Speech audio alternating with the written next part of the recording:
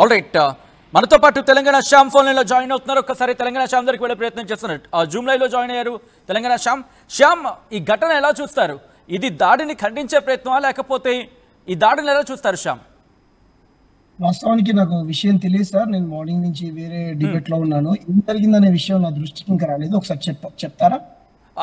మరి ముఖ్యంగా ఇక్కడ ఒక మార్వాడి షాప్కి నిప్పు అంటిన సంగతి, బట్ దీనికి సంబంధించి ఉద్యమ భాగంలోనే ఇది జరుగుండొచ్చు అని ఒక చర్చ జరుగుతోంది. కామారెడ్డి జిల్లాకు సంబంధించి మార్వాడి షాప్కి నిప్పు అంటుకుంది సదాశివ నగర్లో. ఈ ఘటనకు సంబంధించి ఇక్కడ వుడ్ వర్క్స్ జరుగుతున్న క్రమంలో షాప్కి నిప్పు అంటుకుంది. దీనికి మరీ ముఖ్యంగా మార్వాడి ఉద్యమం జోరందుకుంది కాబట్టి ఈ క్రమంలో నిప్పు పెట్టి ఉండొచ్చని కోణం బలంగా అక్కడ ఉంది, చర్చ జరుగుతుంది. Of course investigation జరుగుతున్నప్పటికీ.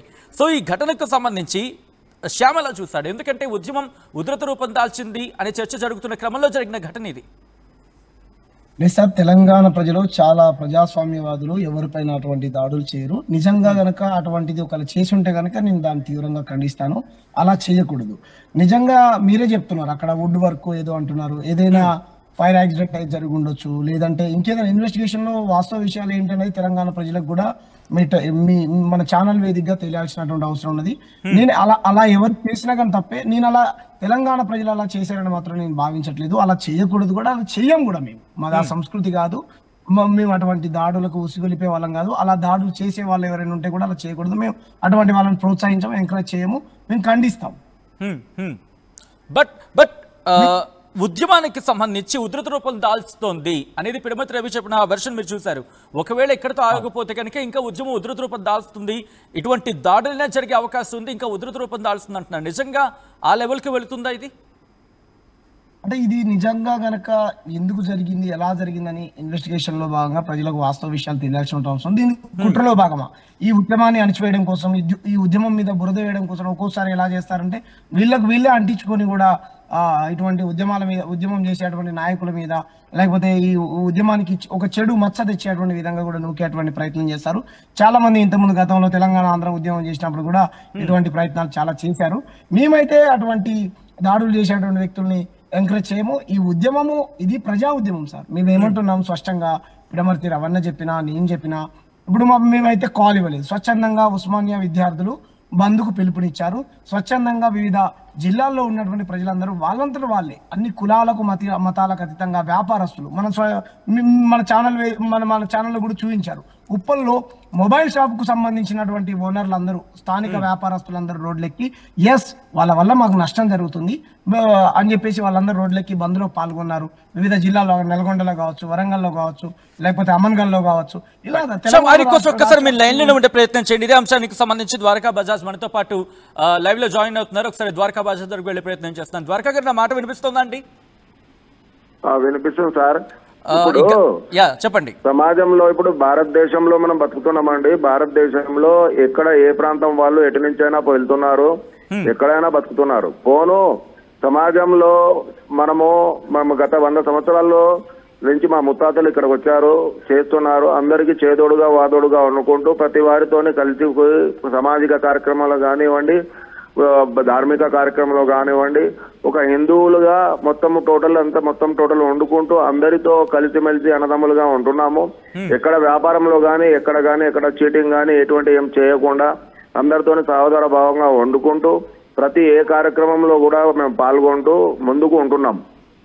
ఎవరైనా 100లో ఒకరెవరైనా మీ కమ్యూనిటీకి సంబంధించి కావచ్చు, లేకపోతే మరి ముఖ్యంగా మీ కమ్యూనిటీ సెంట్రిక్ గా మాట్లాడుతున్న క్రమంలోని అన్యాయాలు జరుగుతున్నాయి, అక్రమాలు జరుగుతున్నాయి, వాళ్ళ వల్ల మేము మోసపోతున్నాం అనేది ఇక్కడ వినిపిస్తున్న వాదన.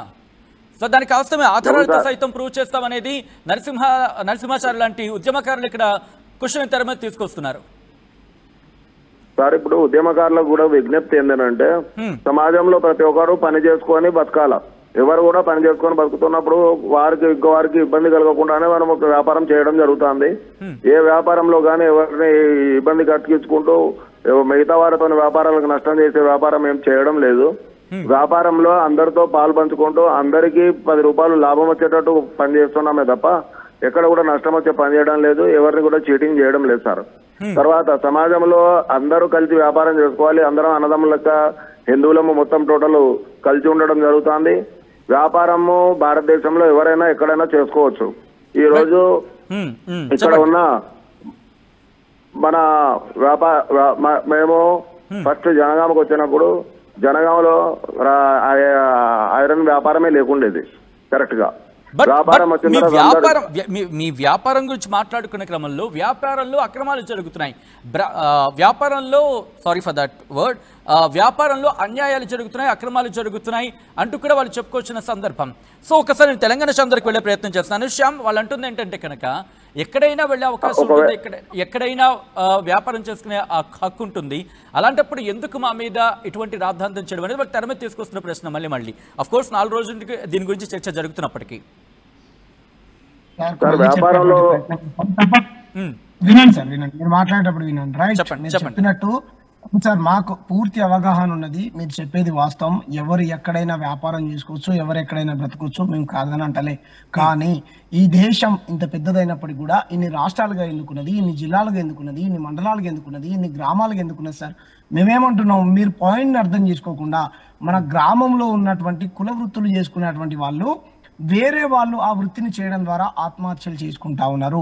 మా నెంబర్ 1 పాయింట్. నెంబర్ 2, మేము తెలంగాణ సాధించుకున్నది రాజస్థాన్ వాళ్ళ కోసమో, మార్వాడి వాళ్ళ కోసమో, లేకపోతే గుజరాత్ పెట్టుబడిదారుల కోసమో కాదు. మా ప్రాంత బిడ్డలు ప్రాణత్యాగం చేసింది ఇక్కడ ఉన్నటువంటి బిడ్డల కోసం. కాబట్టి మేమేమంటున్నాం, మీరు బతకండి, మేము వద్దనంటలే, మాకు వద్దనే హక్కు కూడా మాకు లేదు. కానీ మా చేసింది మీరే, మా బిడ్డల కులం పేరుతో తిట్టింది మీరే, మా బిడ్డల్ని రక్తం కళ్ళ చూసింది మీరే, అన్ని మీరే చేసుకుంటూ మా హక్కుల కోసం మేము కొట్లాడుతున్నాం. మేమేమంటున్నాం, మా స్థానిక వ్యాపారస్తుల ఏవైతే ఇబ్బందులు పడతా ఉన్నారో మా స్థానిక వ్యాపారస్తుల చట్టం తేవాలని మేము ప్రభుత్వంతో ఫైట్ చేస్తా ఉన్నాం కదా సార్. మీరు చేస్తున్నటువంటి ఏవైతే నకిలీ దందా, మొన్న మహబూబాబాద్ లో చూసాం, నకిలీ పైపులు అమ్ముతున్నారని, ఇది వచ్చే ఒంగోలులో ఈ చార్జర్లు ఫోన్లు అమ్ముతున్నారని వాళ్ళందరూ రోడ్ల మీదకి వచ్చారు. నిన్నగాక మొన్న మన డోర్నకల్లో మన ఒక గిరిజన మహిళను నకిలీ వస్తువు అమ్మాయి అక్కడికి వెళ్తే ఆయన ఒక మార్వాడికి వ్యాపారస్తుడు ఆమె పైకి దాడికి వచ్చాడు.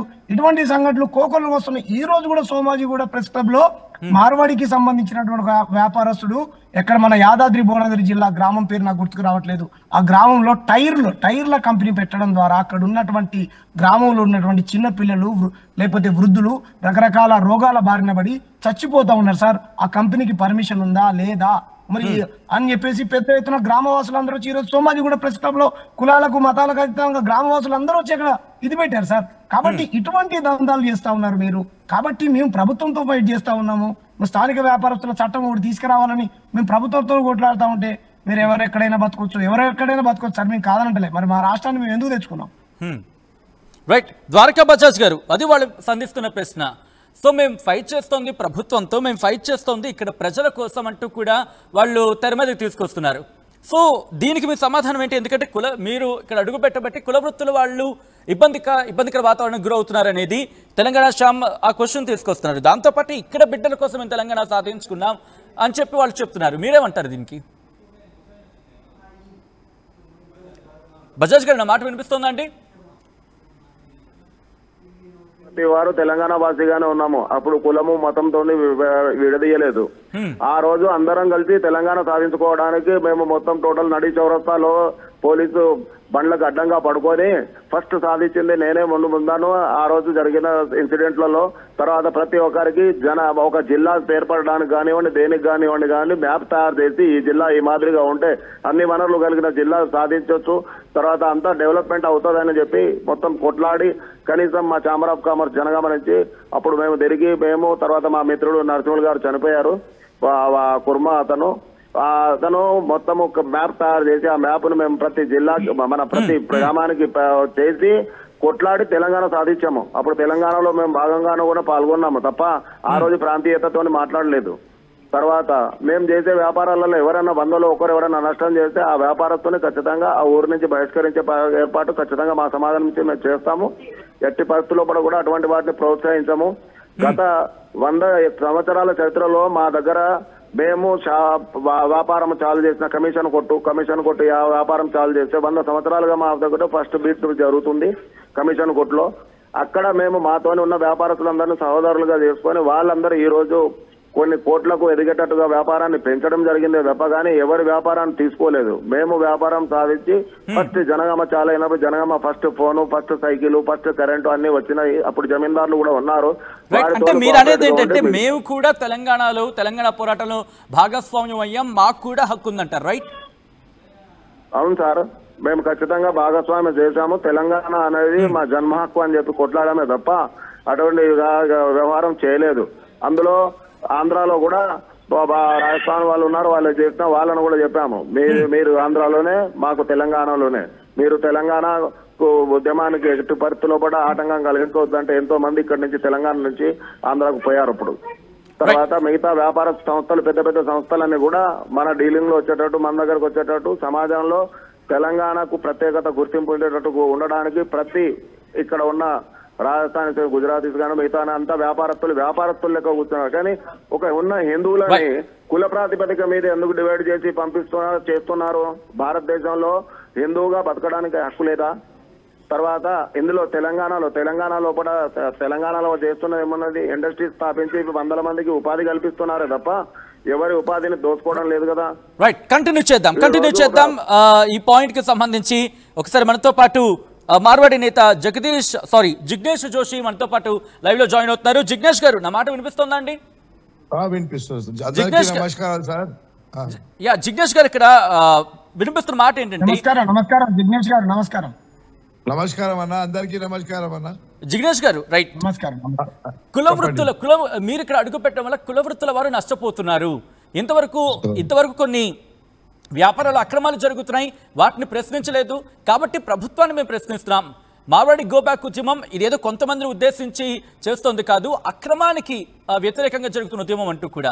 సో దీన్ని మీరు ఎలా చూస్తారు? దాంతోపాటు ఈరోజు జరిగిన ఘటనకు సంబంధించి, అంటే ఒక మార్వాడి షాప్కి నిప్పు అంటించారనే ఒక వర్షన్ వినిపిస్తోంది. అది నిప్పు అంటుకుందా, నిప్పు అంటించారనేది తర్వాత ఇన్వెస్టిగేషన్ తెలుస్తుంది. బట్ కాస్త బలమైన మాట వినిపిస్తోంది, నిప్పు అంటించారనే ఒక ఆరోపణ అయితే వినిపిస్తోంది అక్కడ.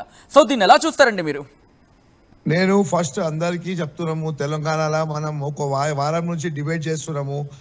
మనకు ఉన్న బాధలు మనం ఇలా కూర్చొని చేస్తే కాదు అన్న. ఇంట్లో ముగ్గురు కొడుకులు ఉంటారు. ఒక చిన్న ఆస్తి గురించి వినకపోతే ఆయన ఎక్కడ పోతాడు? మమ్మీ డాడీ చెప్పినా కూడా ఒక చిన్నోడు పెద్దోడు ఎవరు వినకపోతే ఏం చేస్తారు సార్? అది కోర్టుకుపోతారు, చట్టం కడుగుతారు. నేనేమంటున్నామంటే, ఏదైనా ఉంటే చట్టం ప్రకారం చేస్తే బాగుంటది. కాన్స్టిట్యూషన్ ఉంది మనకు, ప్రతిరోజు అదే అంటున్నా సార్. ఇట్లా నిప్పులు పెట్టుకుంటే అయ్యే పని కాదు. ఇవాళ ఇంకొకరు అయింది, రేపు అయింది, మనకి ఇప్పుడు నిప్పు పెట్టిందా, మీరు చెప్పినట్టు షార్ట్ సర్క్యూట్ అయిందో తెలియదు. నేను ఇట్లాంటి పని జరిగిందంటే గుజరాతీ మార్వాడి ప్రతి దుకాణంలోకి చెప్తున్నా, నా ప్రాణం పోయే వరకు మీ ఎమ్మడినే ఉంటా. నా ప్రాణం పోతే కూడా నాకు ఇట్లాంటి ఇష్టం, ఇట్లాంటి అభ్యంతి లేదు. నేను రచ్చగొడతలేను, నేను అందరికీ దండం పెట్టున్నా. నిన్న కూడా చెప్పినా, అరే మనకు ఒక జాతి బిజినెస్ అనే కులము, ఒక జాతి ఉన్నారు, మనం అందరం కూర్చొని ఇది కేవలం సార్ ఒక సనాతన ధర్మంకి ముక్కలు చేయాలనే ఉద్దేశంతో కొంత మద్రాసుకి వెళ్ళి, తమిళనాడుకి వెళ్ళి వచ్చి, ఇక్కడ వచ్చి రచ్చగొట్టి తప్ప వేరే ఇట్లాంటి పబ్లిక్ లో ఇప్పుడు తెలంగాణలో ముందే రియల్ ఎస్టేట్ మొత్తం పడిపోయింది. ఆన్లైన్ బిజినెస్ వల్ల ఎఫెక్ట్ అవుతుంది. మీరు దానికి గుజరాతీ మార్వాడి డూప్లికేట్ అని ఒకటి రాంగ్ మెసేజ్ తీసుకోబోతున్నారు పబ్లిక్ లో కూడా. మిమ్మల్ని పబ్లిక్ అర్థం చేసుకుంటారు సార్. ఎవరైనా ఏదైనా కల్తీ వ్యాపారం కానీ ఏమైనా ఎన్ని రోజు చేయగలుగుతారు సార్? ఎన్ని రోజు ఆ దుకాణంలో పోతారు? ఊర్లలో అయితే ఇప్పుడు మీరు చట్టం చెప్పినట్టు చట్టంలో ఎక్కడైనా ఒక ఫలానా డిస్ట్రిక్ట్ 200 అదే అంటున్నారు. బట్ వాళ్ళు అంటుంది ఏంటంటే కనుక దానికోసమే ఇక్కడ స్థానిక వ్యాపారస్తుల కోసం చట్టం తీసుకురావాలని చెప్పి మేము పోరాటం చేస్తున్నాం. మా ఉద్దేశం అదే తప్ప బియాండ్ దట్ కాదు. అయితే లేదు సార్, ఇప్పుడు గో బ్యాక్ చెప్పి దుకాణాలు తలగబెడితే అట్లాంటి అవుతుందా సార్? ఇక రచ్చగొడితే ఎట్లా? అందరం కూర్చొని మేము కూడా తెలంగాణలో గుజరాతీ మార్వాడి కూడా ఒక మాది చెప్పొద్దు. ఫస్ట్ మీ మైండ్లోకి వెళ్ళి మా తెలంగాణ చెప్పొద్దు. మన తెలంగాణ ఉంది, అందరు కలిసి మలిచి ఉండాలి. అందరు దాంట్లో అందరు కలిస్తేనే బంగారు తెలంగాణ అయింది. అప్పుడు కేసీఆర్ గారు చెప్పింది ఏంది? అందరు గుజరాతీ మార్వాడి ప్రతి నార్త్ ఇండియన్ కూడా ఇప్పుడు జిగ్నేష్ గారు మీరు అన్నారు. ఒకసారి ఆ పాయింట్ తీసుకుందాం. శ్యామ్ దగ్గరికి వెళ్ళే ప్రయత్నం చేస్తాను. శ్యామ్ కంక్లూషన్ వచ్చే ప్రయత్నం చేద్దాం. దీనికి సంబంధించి వాళ్ళు ఏమంటున్నారంటే కనుక అందరం కలిసి వెళ్దాం, అందరం కలిసికట్టుకు వెళ్దాం అంటాం. బట్ మీరు మాత్రం స్థానికులకు సంబంధించి ప్రాధాన్యత ఉండాలంటున్నారు. ఈ పంచాయతీ తెగే అవకాశం కనిపిస్తోందా? Yeah please Shyam. జిగ్నేష్ గారు, మీకు హక్కులు గుర్తొచ్చినప్పుడు బాధ్యతలు కూడా గుర్తుకు రావాలి. మీకు ఇంతకు ముందే చెప్పాను, మీరు తెలంగాణను అవమానించారు, తాగుబోతులు అన్నారు. సరే ఓకే, ఆ తెలంగాణ సమాజం చూసుకుంటది. మీరు ఏ కోణంలో అన్నారు, ఎందుకన్నారు? శాంసన్ గారు అవి అన్ని మాట్లాడకు, రచ్చగొట్టేది దానికి నేను రిప్లై ఇచ్చేస్తాను. వినండి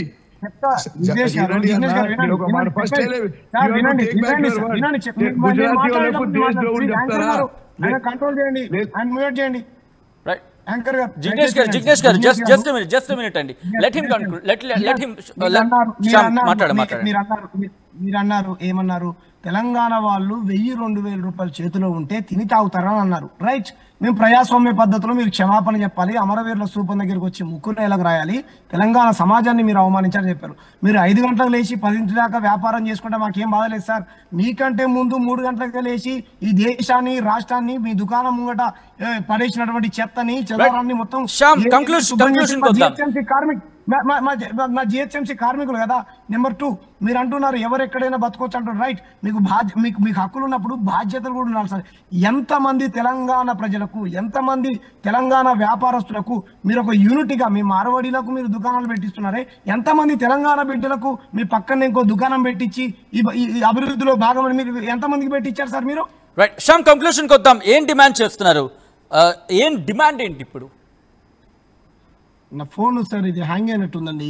okay right, thank you so much Shyam, అలాగే ద్వారకా బజాజ్ గారు, at the same time Jignesh Joshi, అలాగే నరసింహాచారి, దాంతోపాటు పిడిమతి రవి, అందరికీ కూడా thank you so much join అయినందుకు. ఈ అంశానికి సంబంధించి ప్రస్తుతానికైతే మాత్రం కామారెడ్డి జిల్లాలో మార్వాడి షాప్కి నిప్పు అంటుకుంది. ఈ నిప్పు కణికలు ఉద్యమ కోణంలో అంటినవా, లేకపోతే కారణాలు ఏమైనా ఉన్నాయా?